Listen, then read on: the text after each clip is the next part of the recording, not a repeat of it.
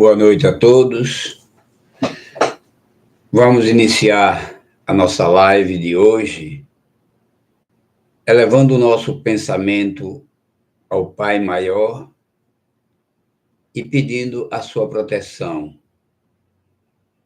Pedindo proteção para mim e para aqueles assistentes que estarão aqui comigo, sintonizados nos conteúdos que iremos conversar hoje à noite.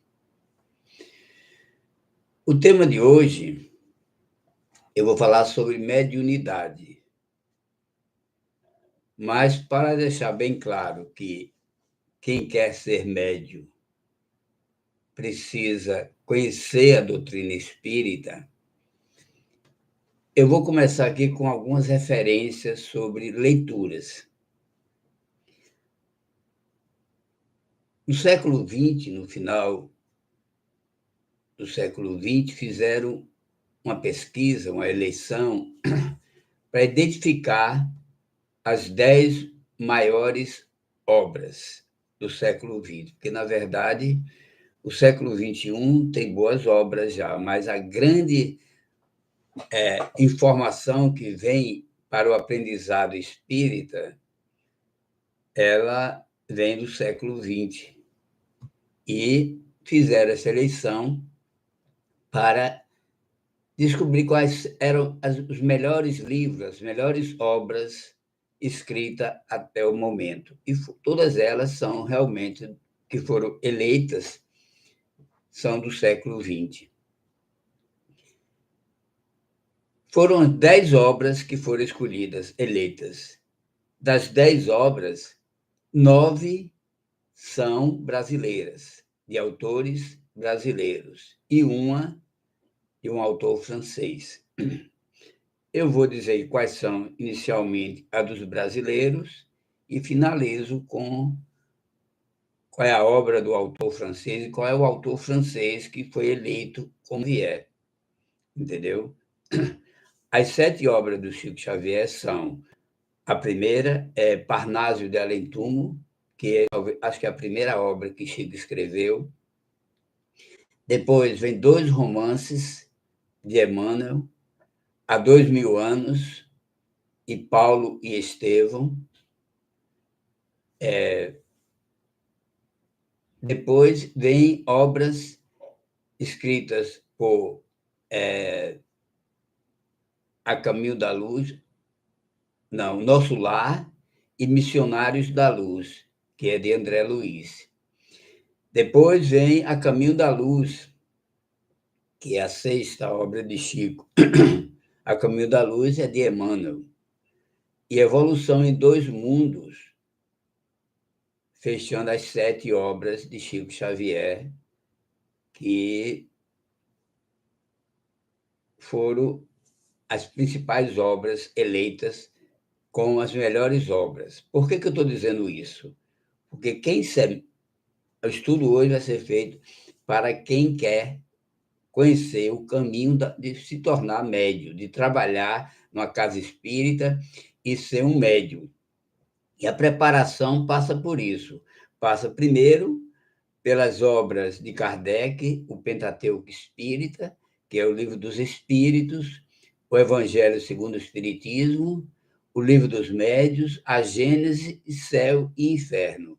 Tem aquela obra inicial também, o que é o Espiritismo, que é muito interessante, vale a pena ler, entendeu? Então, falado dessas 3 obras, dessas 7 obras de Chico Xavier, veio a 8ª obra, o 8º livro aí, escrito por Ivone do Amaral Pereira, que é Memórias de um Suicida. E a 9ª é O Espírito e o Tempo, de Herculano Pires. Aí fechou as 9 obras brasileiras que ganharam entre as 10 melhores do mundo. E aí a 10ª obra é do autor francês, Léon Denis, e o título do livro é Problema do Ser, do Destino e da Dor. Por que eu estou colocando essas obras? Para que vocês entendam que, para ser um bom médium, para conhecer a mediunidade, ou melhor, para conhecer o espiritismo, se tornar um grande médium, é preciso ler, pelo menos, essas 10 e as outras 5 obras de Kardec. Aí você fica com certo conhecimento para ter argumentação e ter estrutura para fazer o seu encaminhamento como médium. No decorrer da nossa fala aqui, eu vou mostrar os caminhos que você deve percorrer para se tornar um trabalhador espírita. Agora, eu faço a pergunta o seguinte a vocês: quando começou a mediunidade? Quando os homens descobriram que tinha um processo de comunicação com o mundo espiritual através da mediunidade? Foi com os fenômenos das mesas girantes? Não, né? Foi com as irmãs Fox? Também não. Vamos recuar mais um pouco. Foi com aquelas bruxas da Idade Média? Também não, né? Foi no templo de Delfos? Foi com as pitonisas? Também não. Vamos recuar mais no tempo, para conhecer a história de como começou a mediunidade. Foi quando Moisés abriu o Mar Vermelho, porque ali foi um fenômeno mediúnico? Foi aquilo ali? Também não, né? Surgiu lá no Egito o culto aos deuses antigos? Também não, né? Foi com a pré-história? E a gente já percorreu um bom espaço aí, recuando no tempo, e viu que não chegou a um ponto de início de quando começou, o homem começou a perceber que existia uma mediunidade. A gente entende que a mediunidade nasceu com o homem. Não é uma coisa de poucos anos atrás, de milhões e milhões de anos atrás, quando o homem veio habitar o planeta Terra. Mesmo naquela época primitiva, já existia mediunidade. E essa mediunidade, ela não está concentrada apenas no espiritismo, nos espíritas, ela está em todas as religiões. O contato com o mundo espiritual está com o ser humano, não está com a religião, entendeu? Então, nesse conteúdo, a gente entende que existe uma amplitude de médios em todas as religiões. E, por existir em todas as religiões, cada um tem o seu segmento. Usam de alguma forma, de uma forma ou de outra, mas estão sempre médios trazendo mensagens e conteúdos para o contato do mundo material com o mundo espiritual. E tem aquela passagem também, dizer, o culto aos nossos ancestrais, que vem de longas e longas datas.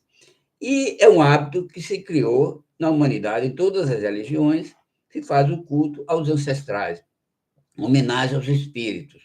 E um caso interessante, que eu vou dizer para vocês aqui, uma certa feita, foi aqui no Brasil, quem narrou foi um fato ocorrido aqui no Brasil, que duas pessoas de religiões e seitas diferentes visitavam um cemitério. E aí, que tinha uma cultura diferente da cultura cristã, levou um prato de alimento e colocou lá no túmulo do seu ente querido desencarnado. E o brasileiro, lógico, levou flores para colocar no túmulo do seu ente querido. Aí o brasileiro ficou interessado em saber e perguntou àquele homem que levava aquele prato de comida quando é que o seu morto, o seu ente querido, vem comer essa comida que você está trazendo para ele, para ele. Ele aí, rindo, disse, no mesmo momento em que o seu ente querido vier pegar as flores que você trouxe para ele também. Quer dizer, não devemos achar que somos melhor que ninguém porque se levamos flores ou porque estamos levando um prato de comida. É uma lembrança, visitar os nossos mortos é uma forma carinhosa. Talvez nem precise que você vá ao cemitério, mas se você acredita que no cemitério você está se encontrando, está levando um carinho ao seu morto querido, faça, porque eu não vejo nada de mais nisso. E a forma como você reverencia o seu ente querido, cada um faz de uma forma que acha melhor, conveniente, né?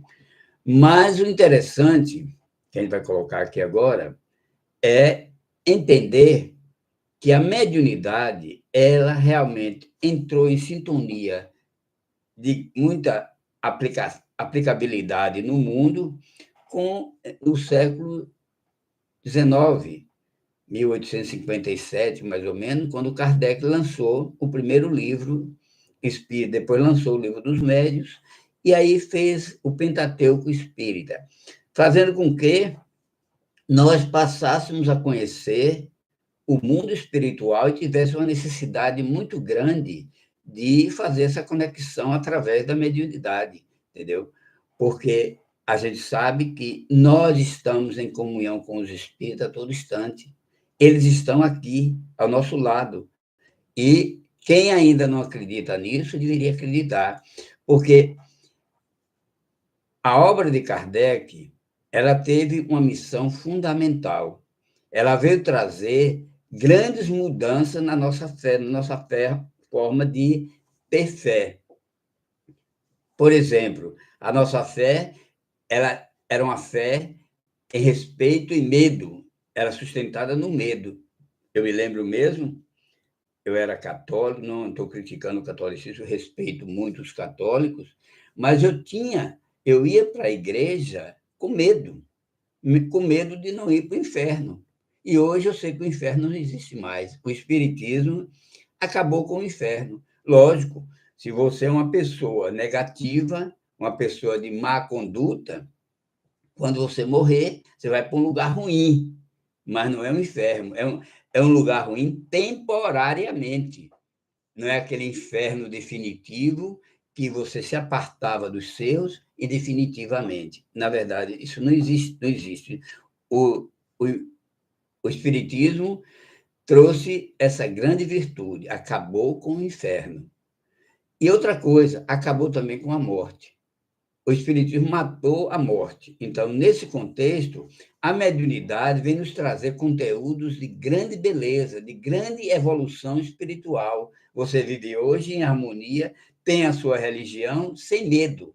Você sabe que Deus não é aquele ser rigoroso, punitivo, Deus não pune ninguém. Você que tem que se melhorar para acompanhar a vontade daquele que é seu pai. Então, Deus não tem punição para ninguém, não pune nenhum dos filhos.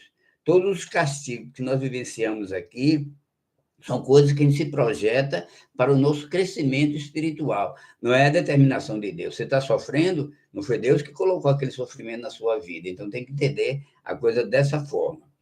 E a mediunidade, ela tem 3 segmentos fundamentais. Eu anotei aqui.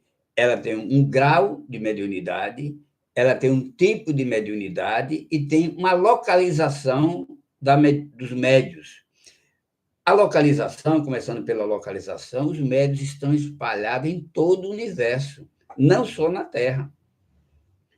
A mediunidade, ela é uma coisa que nos permite a fazer essa conexão entre o mundo material e o mundo espiritual.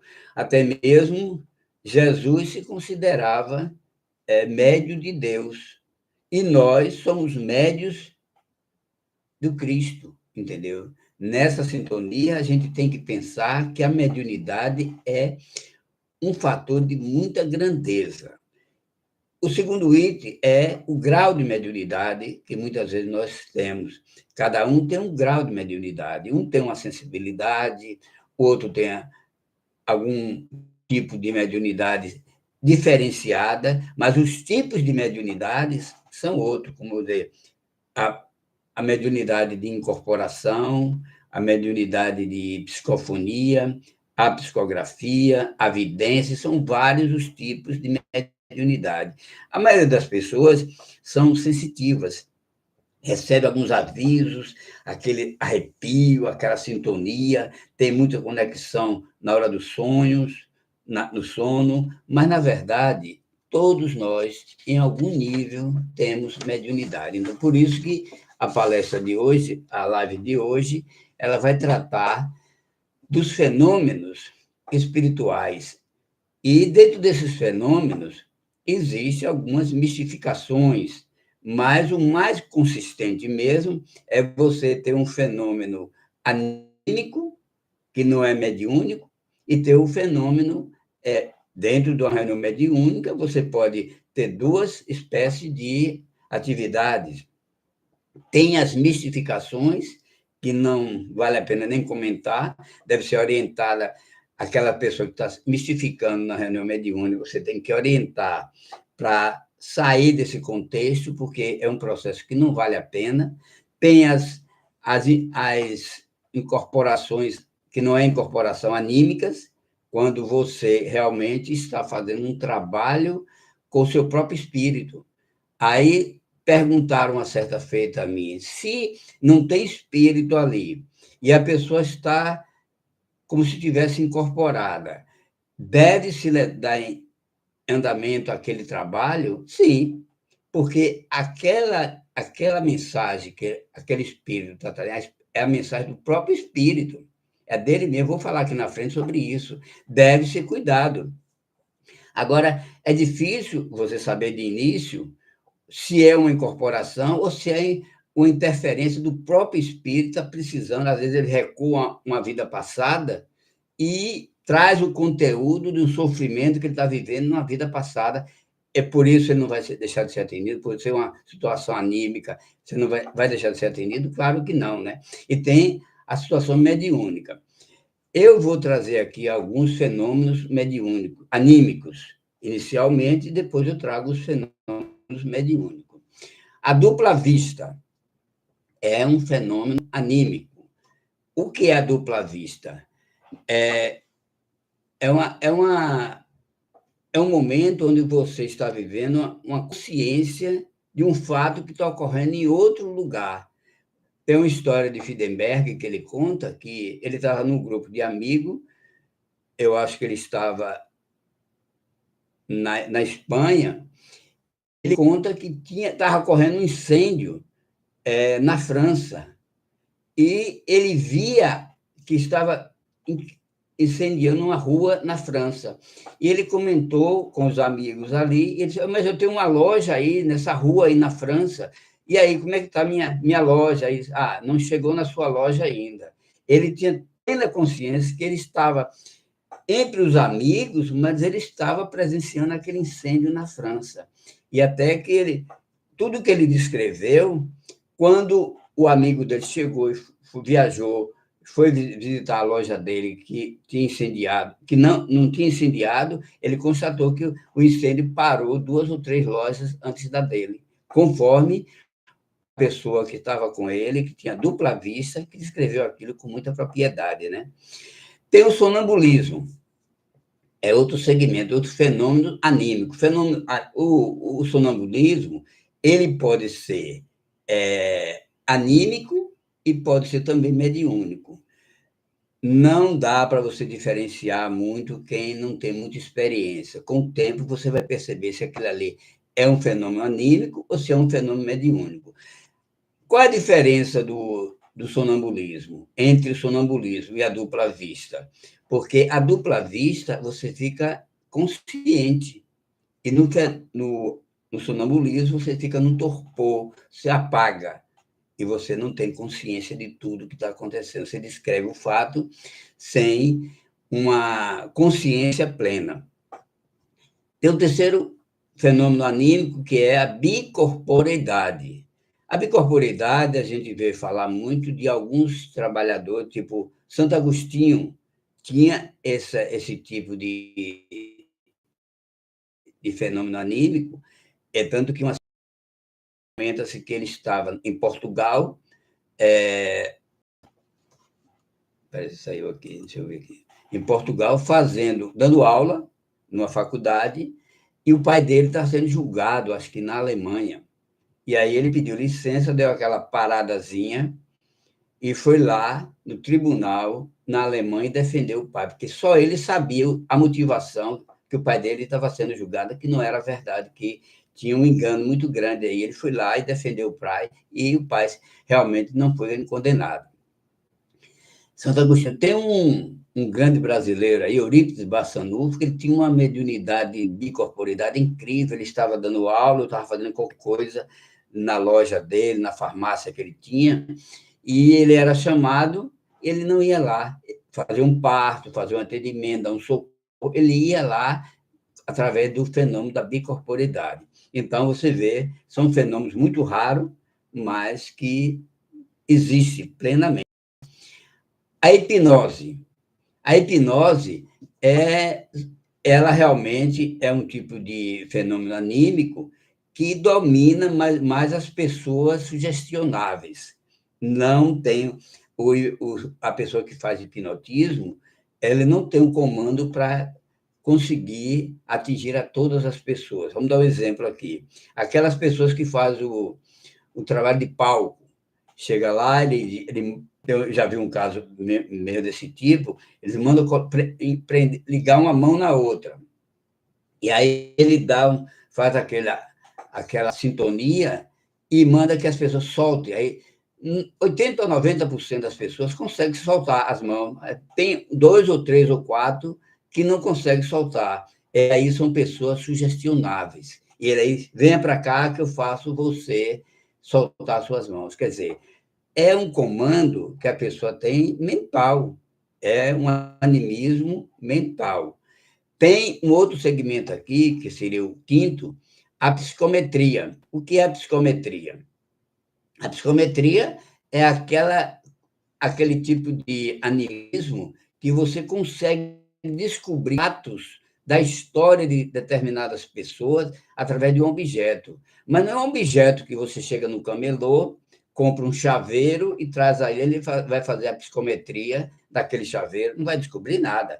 É um bem de família, uma joia de família. Aí ele vai descobrir através da psicometria descobri, eu li um livro que fazia esse trabalho muito bonito, entendeu? Não me lembro o nome do livro, porque já tem muito tempo que eu li. Mas realmente existe esse fenômeno da psicometria, através de um objeto de família, que ele consegue detectar fatos, descobrir fatos interessantes dentro daquele conceito do que é a própria mediunidade feita pelo animismo.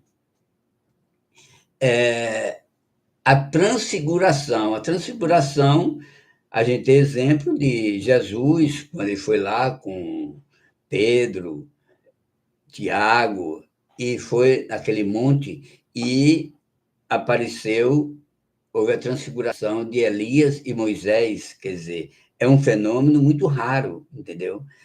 Porque o que a gente vê aqui é outro tipo que a gente vai tratar aqui na frente, entendeu? A transfiguração realmente é um fato muito interessante, mas muito raro. Telepatia. A telepatia é você captar o pensamento da pessoa sem que a pessoa fale o que está acontecendo. A pessoa pensa e você capta através da telepatia. Tem o caso de Jesus com Nicodemos. Se você vê aquela passagem de Jesus conversando com Nicodemos, tem um lance ali que Jesus aplica, e Jesus tinha todo tipo de mediunidade e também os animismos, Jesus tinha um poder muito grande sobre isso. E Jesus respondia perguntas, Nicodemo às vezes pensou, Jesus já estava respondendo. Aí ele até se estranhou, eu nem fiz a pergunta, você já está me respondendo. É a poder da telepatia, a transmissão do pensamento, captar os pensamentos da outra pessoa. O animismo é uma mensagem dada pelo próprio espírito, como eu falava lá na frente aqui. É um dos itens que entra aqui nos fenômenos anímicos. O animismo, dentro da reunião mediúnica, é uma mensagem trazida do próprio espírito do médium, da pessoa que está se trabalhando aí na sala espírita. Aí, como eu disse, tem que ser doutrinado, porque é um caso, às vezes a pessoa tem aquela impressão que está se afogando, está acontecendo um acidente, está acontecendo um incêndio, a pessoa chega naquela agonia, naquele sofrimento, alguma encarnação que aquela pessoa viveu, que teve uma morte dolorida daquele tipo, que ela traz aqueles conteúdos, aqueles flashes mentais para a reunião mediúnica. Por isso que, mesmo sendo animismo, deve ser trabalhado para que aquela pessoa seja melhorada, aquele espírito seja melhorado, né? A telecinesia. Telecinesia é mover objetos. A gente tem, os mais velhos têm conhecimento de um de um homem chamado Uri Geller, nos anos 80, 90, que ele fazia esse tipo de trabalho, ele entortava colher, ele consertava relógio, ele fazia as coisas realmente fantásticas, né? Aí você pode dizer, não é uma farsa? Claro que não é uma farsa. Se ele fazia coisas que você também em casa você conseguia fazer, nem todo mundo conseguia, né? É como até mesmo a hipnose. Consegue com uns, mas não consegue com todos, né? Então, a telecinesia é justamente esse fenômeno de você mover objetos de lugar e fazer ações em objetos em outros lugares à distância, entendeu? Aí, finalmente, o item 10 dos fenômenos anímicos, a gente tem a cura. A cura, a gente entende que quem fez os mais fenômenos curar alguém. O magnetizador, quem trabalha com magnetismo, faz curas com a sua própria. A cura é um fenômeno anímico e ele está fazendo através do magnetismo, está curando. Nós tínhamos lá em Nova Açores um médium, ele não usando a mediunidade, ele fazia a cura, ele dava um passe em uma pessoa, tinha uma pessoa, vamos supor, com um ferimento, ele dava um passo na pessoa, aquele ferimento que tinha meses sem fechar, aquele ferimento fechava. Quer dizer, curas magnéticas. Tem médios, tem pessoas que têm esse dom maravilhoso, né? Então, a gente já entendeu, fez uma caminhada aí sobre os fenômenos anímicos. Vamos falar agora dos fenômenos mediúnicos. Quais são os fenômenos mediúnicos? O fenômeno mediúnico tem dois tipos. Tem um fenômeno mediúnico físico e tem um fenômeno mediúnico intelectuais. Quais são os físicos? Transporte, materialização, pneumatofonia, que é a voz direta. O transporte, todo mundo sabe o que é transportar uma coisa de um lugar para outro, né? Materialização é o espírito se materializar. A gente nunca participou, eu não conheço nenhum trabalho, ouço falar. Chico Xavier, no início da carreira dele, fazia muito esse serviço de essas sessões de materialização, mas depois Emmanuel proibiu, porque isso é a função de Cristo, de Chico, se apegar aos fenômenos. Ele aí suspendeu esses atendimentos que fazia. Tem a pneumatofonia, que é a voz direta. Você ouve a voz, não sabe se está no ambiente, você vê a voz direta, né? Tem a pneumatografia, que é a escrita direta. Você bota uma folha de papel lá, pode até botar dentro de uma caixa fechada e depois vai lá e pega aquela folha de papel, está lá escrito a mensagem que aquele espírito quis trazer, né? Tem efeitos musicais, você vê música no ambiente, essa música ela vem para todos. Quando é um efeito musical que vai para o médio, só o médio ouve. Mas quando é um efeito físico, vai para todos que estão ali naquele ambiente, né?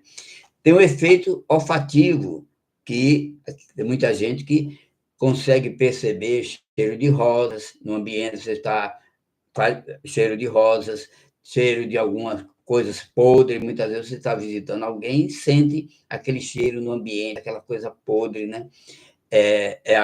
O efeito físico olfativo. No caso do médio, quando esse efeito acontece com o médio, só ele sente. Você está no mesmo ambiente, o médio está sentindo e os outros que estão em volta dele não sentem, entendeu? Por isso que existe essa diferença entre o efeito físico e o efeito intelectual. E a transfiguração é o processo de você realmente se transfigurar. O médico que a gente vê muito comum isso na transfiguração é Divaldo Franco, né? Quando ele recebe Bezerra de Menezes mesmo, ele tem aquela sensação, ele fica um velhinho, se curva todo, pega a feição diferente, você se transfigura mesmo, né? E dentro dos efeitos físicos tem além desses, tem a intuição, você recebe intuições. Quase todo ser humano tem algum momento de receber intuição, entendeu? Agora, dentro da mediunidade, existem os médios conscientes e os médios inconscientes.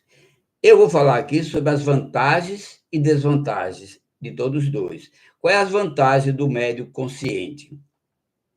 Ele tem a capacidade de controlar melhor o espírito está passando por ele.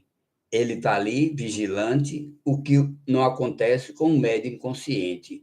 Segundo Hermine Miranda, para que o médio inconsciente tenha esse comando sobre o espírito comunicante, se for um espírito de baixo nível, se ele vem com vontade de xingar, de agredir, de fazer. O médio, quando é inconsciente, ele só vai conseguir controlar que se ele tiver uma moral elevada. Se ele é uma pessoa que não xinga, não tem raiva, não é uma pessoa concentrada no bem, o espírito chega e não tem ação nenhuma de fazer nenhuma maldade, de agredir, de fazer. Mas se ele não é uma pessoa agressiva, se o médico é uma pessoa agressiva, ele controla mais as entidades negativas. Já o inconsciente nessa área não controla. Agora, o médio consciente, ele tem uma mistura aí, vai um pouco de conteúdo do médio, né? As diferenças são essas aí, né? Hoje em dia, pelo que eu tenho conhecimento, a maioria dos médios são conscientes, entendeu? Pouquíssimos médios eu conheci que eram inconscientes, né? Mas tudo, acho que é uma necessidade do momento, né? Escala fenomênica. Vamos falar dessa escala aqui, que ela é muito interessante. Primeira da escala é o charlatanismo. Quando você faz uma mediunidade e você é percebido como charlatão, você só tem um objetivo: mentir. Mentir com algum objetivo. Lógico, quer ganhar algum dinheiro, algum recurso. Você quer mentir para levar alguma vantagem, né? A mistificação mediúnica é uma simulação. Você não está recebendo espírito nenhum, você está mistificando, entendeu? É uma simulação, entendeu? Nesse contexto, a gente sabe, dentro da sala mediúnica, pode ocorrer tudo isso. Por isso, o que é que eu estou falando aqui para os futuros médios? Para quem já é médio hoje em dia, conhece tudo isso que eu estou falando. Mas com uma missão hoje aqui é levar um conhecimento para despertar consciência naquelas pessoas que querem um dia passar a ser médio. Por isso eu comecei pelas obras que deve ler, porque as pessoas que querem entrar numa sala mediúnica sem conhecimento nenhum do mundo espiritual, é mesmo que você botar um leigo no laboratório de química. O laboratório vai explodir. A sala mediúnica também vai ter sequelas muito negativas, né? Então, é preciso que você conheça os fatos, os fenômenos que ocorrem e para que você, é aonde você tem que chegar com seus conhecimentos para entrar numa sala mediúnica e fazer seu trabalho corretamente, entendeu? No passado, eu me lembro que a gente, quando eu entrei no início das salas mediúnicas que eu participei, tinha muitos erros, muitas coisas erradas, a gente não tinha um certo controle, não tinha muito conhecimento, a gente era, muitas vezes, até enganado por alguns médios mistificadores, algum espírito mistificador, por alguns médios despreparados. A gente passou por tudo isso, mas a caminhada da gente vai nos preparando, vai nos condicionando a conhecer melhor. Não é que eu esteja preparado ainda, não. Eu estou melhorando, mas um dia eu chego lá, entendeu? A histeria é outra escala fenomênica, entendeu? A histeria é uma espécie de torpor. O espírito se aproxima, mas ele não incorpora. Quer dizer, o médio, a pessoa que está recebendo o espírito, recebe aquele impacto. No passado, estudava-se muito na época de Freud, se estudava muito essa parte da histeria, né? Eram pessoas que eram levadas para os consultórios toda dura, tesa, e não relaxava nada, os olhos não batiam, pessoas estéreis, aí chamava histerismo, né? Mas, na verdade, é um tipo de ação mediúnica também, né? Tem a epilepsia, é outro fenômeno que está na escala dos fenômenos mediúnicos. Mas a epilepsia, ela pode acontecer com a presença do espírito e pode acontecer com um problema mental, as sinapses nervosas no cérebro, por isso que existe alguns remédios, como a clonazepam, diazepam, para controlar, abrir as sinapses nervosas. São pessoas muito nervosas, muitas cargas magnéticas negativas e que precisam ser medicados, porque o tratamento da epilepsia tem que ser com a medicação. Lógico que o tratamento espiritual vai ajudar. É uma conexão das duas coisas, a área médica, a saúde, o remédio físico e o tratamento espiritual. Agora nós vamos entrar naquele que todos nós conhecemos. É um fenômeno mediúnico, uma escala mediúnica, que é a obsessão. E qual é o tratamento ideal para a obsessão? É a casa espírita que vai tratar do obsidiado? A casa espírita tem um papel de orientar, de ensinar, mostrar o caminho, mas o que vai tratar o obsidiado é a reforma íntima que ele vai ser sugerido na casa espírita para providenciar. Se ele é uma pessoa que vive sintonia de pensamentos negativos, sentimentos de negatividade, medo, raiva, ódio, rancores, mágoa, e todos esses sentimentos faz com que o espírito que está obsidiando se reforce. Agora, se você modifica seus comportamentos, a gente realmente vai corrigir o processo obsessivo, vai minimizando e você vai entendendo que a reforma íntima é o caminho, a transformação moral, a boa leitura, porque na hora que você está lendo um bom livro, dificilmente o espírito sofredor, um obsessor, vai se conectar com você. Quem é que vai se conectar com você na hora que você está lendo um bom livro? Na hora que você está assistindo uma palestra? Na hora que você está tendo uma conversa digna com um amigo, falando de coisas sérias, de comportamentos de plenitude na vida, que não está jogando conversa fora, você, com certeza, você está atraindo para junto de você bons espíritos e está afastando os negativos. Outro tipo que faz parte da escala fenomênica é o mediunidade maléfica. A gente vê, vou citar um exemplo aqui, que eu estava assistindo esses últimos dias aí, aquela novela Almas Gêmeas, tinha uma médium ali que fazia essa mediunidade maléfica. O que é? Isso na Europa existiu muito na época do poder, aquele poder que as pessoas pensavam só em crescer fisicamente, não pensavam, não tinham conhecimento para crescer espiritualmente. Tinha muitos médios maléficos. E aquela mulher da alma gêmea, ela fazia uns produtos lá, através da mediunidade que ela tinha, ela fazia umas misturas lá e destruía a vida de pessoas, matava pessoas, entendeu? Isso sempre existiu, né? É a mediunidade maléfica. Tem a mediunidade paga. Não é um grau tão culposo quanto essa mediunidade maléfica. A mediunidade paga é você procura, se usa ainda muito isso na Europa. Eu estava lendo uma reportagem outro dia sobre isso. Ainda existe essa mediunidade paga naqueles países da Europa. Quer dizer, quer ter um morto, uma pessoa que morreu da família, você quer receber notícias. É uma mediunidade perversa. Não traz nenhum conteúdo negativo. Não é uma coisa boa porque você está recebendo por aquilo. Porque a mediunidade não pode ser cobrada, né? Então, quando você cobra, você já traz um componente negativo ali na sua história de mediunidade. Mas você vai dar boas informações, a pessoa pergunta sobre um pai, sobre uma mãe que desencarnou, como é que está. Você traz notícias daqueles entes queridos. Não é uma mediunidade perversa, maléfica, mas é uma mediunidade que precisa apenas modificar o comportamento do médium para ele não fazer ganho financeiro daquela mediunidade. A mistificação do espírito, porque existe a mistificação das pessoas querendo se fazer médio na sala mediúnica, mas também existe a mistificação do espírito, aquele espírito que vem querendo se passar por outra pessoa, mentindo, é um mistificador, trazendo conteúdos negativos. Né?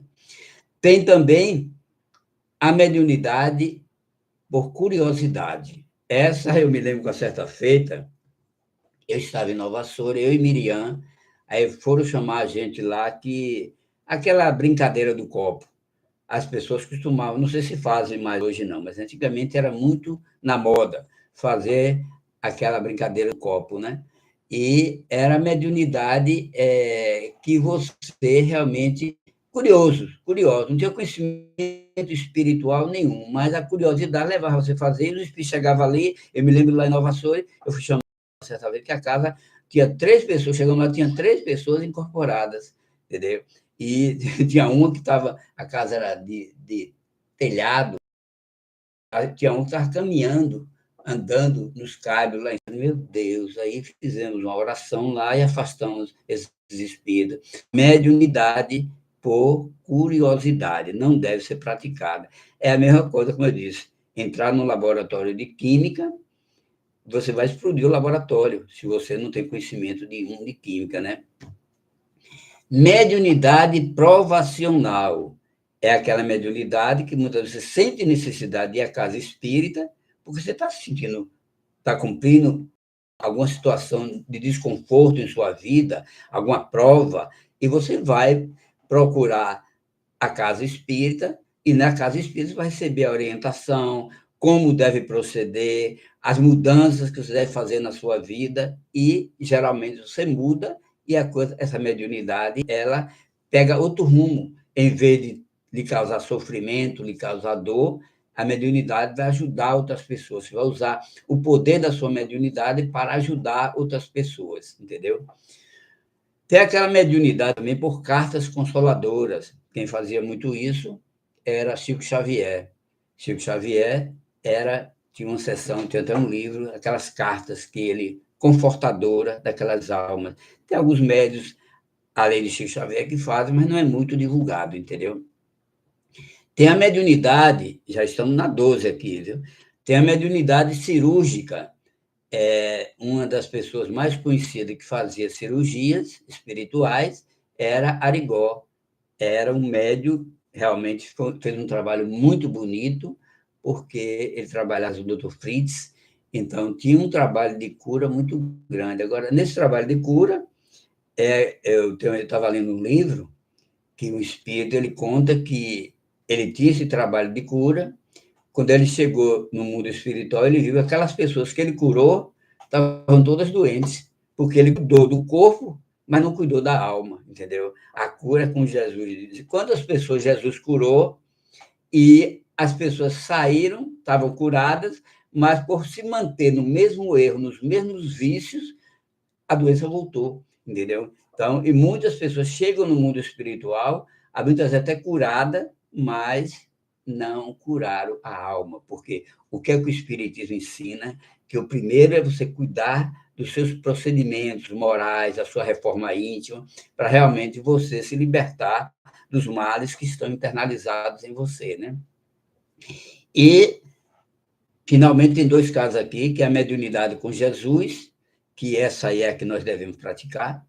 Nós temos que ter essa conexão com Jesus, praticar essa mediunidade com Jesus, para a gente realmente ter essa sintonia perfeita, entendeu? E tem aquele outro, último aqui, o mediunato. Tem grandes espíritas, como Chico Xavier, que praticavam o mediunato. Já é um grau de mediunidade muito elevada, dedicação profunda, plenitude na vida, entendeu? Então, esse é o segmento que a gente está. Deixa eu ver como é que está o nosso tempo aqui. Ainda dá para falar mais alguma coisa. Agora nós vamos fazer os integrantes de um grupo mediúnico. Quais são os integrantes de um grupo? Eu vou correr um pouquinho, porque tenho mais alguns itens a tratar aqui. Quais são os integrantes de um grupo mediúnico? Dirigentes, doutrinadores, médios ostensivos, médios de sustentação e, eventualmente, médios visitantes, entendeu? Eu não vou explicar isso, porque não precisa explicar, né? Todo mundo sabe o que é um dirigente, o que é um doutrinador. Agora nós vamos passar lá para frente para ver como eles funcionam. Formação de um grupo mediúnico. O que é que precisa para se formar as pessoas que se unem para formar um grupo mediúnico? Amizade é fundamental. Conhecimento doutrinário, isso aí não pode deixar de existir. desejo de ajudar, tem que ter o coração limpo e vontade de servir, entendeu? Disciplina é fundamental, que tenha muita disciplina. O próprio Chico, uma certa feita, perguntou a Emmanuel, ele estava começando a caminhada dele e perguntou a Emmanuel, Emmanuel, o que é que eu tenho que fazer para me tornar um bom trabalhador espírita? Emmanuel disse 3 coisas: disciplina, disciplina e disciplina. Quer dizer, então a disciplina realmente é fundamental em um grupo mediúnico, né? Para a formação de um bom grupo precisa de muita disciplina, né? Espírito de equipe. A gente não pode trabalhar cada um fazendo a sua coisa e esquecendo o que o outro está fazendo. Nós temos que funcionar, porque na hora que um falta, o outro substitui. Tem que ter espírito de equipe para juntos fazer um trabalho conectados. Quer dizer, na hora que um falta, na hora que uma pessoa não pode fazer aquele trabalho, o outro está ali conhecendo toda aquela atividade para participar e o grupo não sofrer solução de continuidade. Isso é fundamental, né? E, finalmente, um líder. Para formar um grupo, tem que ter um líder. Alguém tem que sair na frente para não ficar um dizendo, vai você, não, vai você. Não, tem que ter um líder, cada um fazendo o seu papel, desempenhando o papel, mas a função do líder é fundamental, né? Pulando para outro item aqui. Formação de um médio. O que é que o médio precisa? Não é muita coisa, não. Eu elenquei com Hermínio de Miranda, que ele traz esse conteúdo aqui, algumas coisas eu tirei de Hermínio de Miranda, e também de André Luiz, né? Eu estava até com o livro, eu estava lendo esse livro, li esse livro, Nos Domínios da Mediunidade, né? É fundamental que a gente lê também esse livro, né? Fundamentalíssimo que a gente lê esse livro, né? Os Domínios da Mediunidade. E aí ele, formação de um médium, participar do estudo sistemático. Todo médico tem que estudar. E o estudo sistemático, eu acho que é fundamental, né? Outro item, iniciar como médio de sustentação. Não espere ficar formado para começar a trabalhar. Começa a trabalhar como um médio de sustentação. Alimentação é bastante cuidado, não é ficar com fome, porque na hora que você fica com fome, a barriga fica roncando lá na sala mediúnica e você realmente não vai produzir o ideal. Se alimenta, agora se alimenta de forma bem saudável, bem ajustada, né? E disciplina comportamental. O que é disciplina comportamental? O seu dia a dia, não é você ter disciplina somente no dia da reunião. Não é você se alimentar bem no dia da reunião. É ter disciplina nos outros dias. Você tem que ter, para você ser um bom médium, você tem que fazer a sua caminhada, a sua reforma íntima, ganhos morais, para você só pode ajudar alguém se você tiver conteúdos morais de qualidade. Você não vai dar um conselho a um espírito, não faça isso se você faz no seu dia a dia. Meu irmão, não faça isso. Eu já vi médios fazendo isso, entendeu? E são enxotados da sala mediúnica. Eu já vi um médio ser enxotado da sala mediúnica, porque queria pregar aquilo que ele não fazia, e o espírito sabia que ele fazia, entendeu? Então, é preciso ter disciplina comportamental no dia a dia. Doutrinador. O que é que o doutrinador são? Aquela equipe de doutrinadores que vão dialogar com os espíritos. O que é que eles precisam? Ter amor, conhecimento doutrinário, conhecimento do evangelho, fé, mas aquela fé consistente, aquela fé de confiança mesmo, compaixão e misericórdia são itens fundamentais para o bom doutrinador. Na hora que ele falar, da boca dele saem conteúdos que ele pratica. Porque se ele for para lá com conteúdos que ele não pratica no dia a dia, o espírito não vai ouvir, não vai escutar o que ele está falando. Mas quando ele tem o poder moral de dizer assim, eu quero que você faça isso, o espírito vai atender o comando dele, entendeu? É muito importante. Então, compaixão e misericórdia, compreensão, evitar teimar e medir força com os espíritos. Isso aí são coisas que o doutrinador tem que ter consciência. Está brigando com o espírito na sala mediúnica, está entrando em conflito. Se o espírito chega na sala mediúnica e diz, eu sou o Todo-Poderoso, eu é que comando tudo. tudo bem, Senhor Todo-Poderoso, vamos conversar, vamos nos acalmar, vamos levar não vamos entrar em conflito, porque, na verdade, aquele irmão que está ali é justamente o item 8 que eu coloquei aqui. Vê no comunicante aquele que precisa de ajuda. Se ele chega com essa arrogância toda, é porque está sofrendo, minha gente. Não fique pensando que ninguém chega lá com esse poderio todo sem estar sofrendo. Tem que estar sofrendo. A gente fechar. É fundamental o espírito comunicante. O que é que o espírito comunicante vem fazer? Quais são os espíritos comunicantes? O médico, o mentor, esse é o principal, e os espíritos sofredores. Quais são os tipos de sofrimento de espíritos sofredores que vêm para a sala mediúnica? Os doentes. Porque a sala mediúnica é um hospital.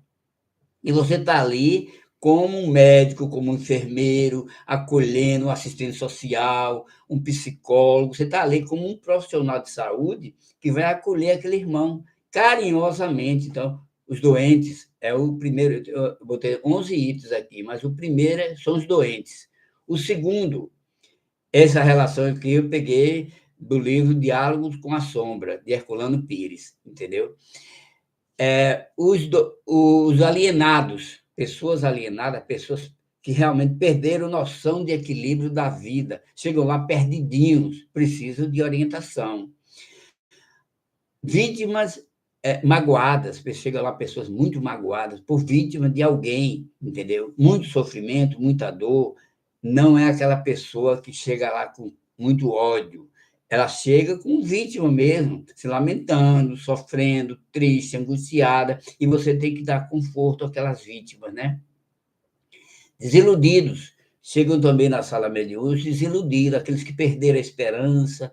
Você tenta falar, tenta argumentar, ele, não quero nada, a minha vida deixa como está, para ver como é que fica, não tenho plano nenhum, não quero nada na minha vida. Desiludidos são esses que chegam na sala mediúnica. Espíritos fracassados, são muitos que chegam lá, fracassaram aqui na Terra, chegam no mundo espiritual da mesma forma e chegam lá sem noção do que precisa fazer para encaminhar uma vida verdadeira no mundo espiritual. Chega também os mistificadores, são espíritos que passam a trazer conteúdos mentirosos, se passando por outras pessoas. A gente tem que estar preparado para tudo. E não é que você vá agredir esse irmão, tem que mostrar a ele que você tem plena consciência de que ele está ali se passando por alguém. Houve uma vez mesmo que o espírito tentou me enganar na sala mediúnica, se fazendo passar que era minha mãe. Eu aí veio me dar o passe, eu gentilmente, meu irmão, vamos trocar de posição, sente aqui, que eu que vou lhe dar o passe, que você está precisando de orientação. Você não é minha mãe, mas eu estou aqui para lhe ajudar. Quer dizer, são os mistificadores, né? Obsessores odiosos. Tem uns espíritos que chegam na sala mediúnica com um processo obsessivo insuportável, chega com muito ódio, com muito sofrimento, com muita dor, chega agressivo. O que é que você vai fazer com um espírito desse? Tem que, primeiro, acalmar, falar pouco e falar com consistência o que aquele espírito está precisando ouvir, entendeu? Tem muitos que muitas vezes você não precisa, não tem nem diálogo, porque eles não deixam você concluir o diálogo, não lhe permite você falar, e às vezes você pede a espiritualidade amiga para levar aquele irmão e levar para um lugar mais tranquilo, para ele se acalmar. Obsessores por afinidade. Tem muita gente que são obsessores por afinidade, diz Hermínio de Miranda, Herculano Pires, que os obsessores por afinidade, eles estão ali, se sentem confortáveis, não tem nenhuma energia negativa, não tem nenhuma energia positiva, está ao lado daquele obsidiado, porque gosta de ficar ali, se sente confortável, está ali, deita, fica no sofá, fica acomodado, às vezes faz as coisas que o seu parceiro está fazendo, seu parceiro gosta de, às vezes, falar um pouquinho da vida dos outros, ele vai lá e fala da vida dos outros, incentiva aquela conversa, às vezes chama para tomar uma cerveja no bar, ele vai lá com aquela pessoa, quer dizer, são os obsessores por afinidade, faz o que o o médium faz. Então, eles querem participar desse contexto daquela pessoa que está vivendo na Terra. Esquece que tem uma vida para viver no mundo espiritual, que, ao desencarnar, ele vai viver a vida dele no mundo espiritual. Mas, para isso, ele precisa ser orientado na sala mediúnica, né? Obsessores amando. A gente recebe muito lá em Nova Açores, esses obsessores amando. São contratados por casas de candomblé e vão para lá tentando impor a vontade de quem o contratou, entendeu? E aí tem o papel de ser generoso, orientar com maior habilidade para que esse espírito não volte para aquela casa e seja cuidado carinhosamente lá na nossa instituição. Tem espíritos que chegam animalizados. A gente vê formas de bichos. Uma certa feita mesmo, a gente atendia lá no Irmã Terezinha, um médium, talvez um médium despreparado, ele descreveu que a gente até atendendo não, a gente não tinha uma sala apropriada, então era tudo improvisado no início, a gente atendia em volta de uma mesa. E o médium vidente disse, olha, tem um espírito aqui em forma de um polvo, com sete garras aí, entendeu? Aí todo mundo puxou as pernas e quebrou a vibração da reunião. Quer dizer, isso aí, espírito animalizado, a gente sempre vê espírito chegar na nossa... Hoje em dia, chega na nossa reunião, formas não humanas, o que é que a gente vai fazer? Chegar para aquele espírito, olha, meu irmão, você é um ser humano, você vai tomar a sua forma humana, vamos pedir a proteção divina para cuidar de você. Carinhosamente, a gente faz essa transformação na própria sala mediúnica. E tem também aqueles obsessores líder, que é o último aqui, são aqueles que se sentem ofendidos como dirigentes de alguma casa de trabalhos espirituais, que são contratadas quando a gente consegue captar os trabalhadores da casa dele, e o líder vai lá tirar satisfação com a gente, tem que ser muita habilidade e tratar com muito carinho, com muito amor. E a gente vai, para encerrar aqui, nós vamos falar do último isso, a transformação moral. Aí já são encarnados e desencarnados. Quem é aqueles que são acolhidos no centro espírita? São pessoas de onde eles vêm. Vêm dos lares em conflito, vêm de ambientes de trabalhos problemáticos, vêm de conflitos internos, vêm com doenças graves, pessoas encarnadas que vão visitar o centro, precisam ser acolhidas. E aí, nesse contexto de acolhimento, tem o acolhido espiritualmente, porque a pessoa nunca vai sozinha. Quando a pessoa entra lá com algum problema, tem sempre o espírito para ser atendido, entendeu? Nós, encarnados, atendemos os encarnados e os espíritos que entram com os espíritos atendem, os mentores atendem ou levam para a sala mediúnica para ser doutrinados, entendeu? Tem aquelas pessoas, doenças graves, aqueles que vêm até mesmo da rua, que vêm na caminhada que a gente vai para o centro, pegando, captando espírito, levando para o centro espírita, ou até mesmo moradores de rua que vão para o centro espírita e precisam ser acolhidos, né? Tem vítimas da obsessão de encarnados de desencarnados, de encarnados para desencarnados, porque não existe obsessão só de lá para cá, existe obsessão também de encarnado para desencarnado. São as vítimas de obsessão, né? E, para finalizar, os obsessores, os observadores de outras religiões. A gente recebe muitas pessoas. Eu, outro dia mesmo, estava lá em Nova Açores, e recebi a visita de alguém que era de uma outra religião e foi lá só para conhecer, entendeu? Então, gente, era essa mensagem que eu queria passar para vocês. É um convite para quem não é trabalhador de uma sala mediúnica, procure ler, procure conhecer essa verdade, procure conhecer e ampliar os seus conhecimentos dentro da doutrina espírita, porque a doutrina espírita é uma doutrina de fé raciocinada. E a gente precisa raciocinar, aprender e crescer espiritualmente para não passar por essa vida e chegar lá no mundo espiritual e dizer, poxa, eu tive chance de melhorar a minha caminhada nessa última encarnação e não o fiz. Então, é preciso que procure fazer esse trabalho de amor, de acolhimento, porque dentro da sala mediúnica, você cura pessoas. Mesmo sem estudar medicina, você consegue curar pessoas, porque além de você doutrinar o espírito sofredor que está obsidiando alguém, você encaminha aquela pessoa na forma de viver diferenciada, mudanças comportamentais, se libertar de sentimentos negativos e crescer espiritualmente. Que Jesus nos abençoe. Boa noite para todos.